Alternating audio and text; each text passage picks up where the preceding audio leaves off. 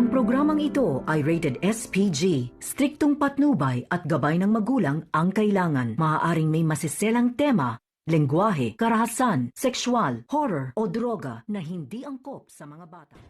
Positibo nga si Annalyn na iligtas ang kanyang lolo Pepe na kung saan talagang siya mismo ang binigyan ng karapatan ni Giselle na mag-opera dito at talagang kung ano ang gusto niya ay gagawin niya agad-agad na kung saan talagang positibo itong naging okay itong si Don Pepe na kung saan ikinagulat ito ni Moira at saka ni Zoe na kung saan ikinatakot ito ni Zoe at saka ni Dr. Carlos Benitez na talagang malalaman ang kanilang sekreto dahil maganda ang pagka-opera dito kay Don Pepe.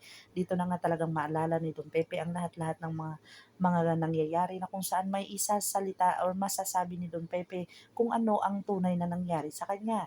Dito na ikinatatakot ni Zoe at talagang nanginginig itong si Zoe sa takot dahil sa mga sinasabi ni Giselle. Dito na nga nag-away sila sa harapan nila ni Dr. RJ Tenyag na kung saan talagang sinabi ni Dr. RJ Tenyag na wag na silang magtalo.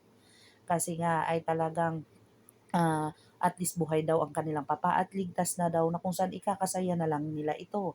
Dito na umalis itong si Moira at talagang nanginginig ito sa takot itong si Zoe at talagang walang magawa itong si Dr. Carlos Benitez dahil sa mga negatibong sinasabi niya dito tungkol sa kay Don Pepe na talagang positibo itong si Annalyn at talagang si Dr. Lindon ang nagbigay ng definition at talagang positibo ang mga iniisip nilang dalawa na kung saan ipinagtataka nila bakit ganun ang mga sinasabi ni Dr. Carlos Benitez. Dito na nga talagang sinundan ni Dr. Carlos Benitez itong mag-inang si Moira at saka si Zoe. Dito niya na kinausap na kung saan talagang nagpaplano sila tungkol sa ano ang kanilang gagawin dito kay Don Pepe. Na kung saan dito na nga ay talagang nagbigay ng sign itong si Don Pepe dito kay Annalyn at talagang mabubuhay ito at masasabi niya ang buong katotohanan tungkol sa kanilang pagkatao. Dito na nga talagang si Dr. Carlos Benitez ay dinalaw itong si Don Pepe na kung saan may gagawin kaya si Don Pepeng anomalya dito kay Dr. ni si Dr. Carlos Benitez na kung saan ito nga ay kikitilin niya ang buhay nito para sa kanyang anak na si Zoe o talagang mabubuhay itong si Don Pepe na kung saan talagang masasabi at malalaman ang buong katotohanan na si Zoe ay anak ni Dr. Carlos Benitez. Talagang hinuli si Moira dahil sa gustong maraming itanong sa kanya. Dito na nga ipinagtataka ni Moira kung bakit daw siya hinuhuli na wala namang warrant of arrest.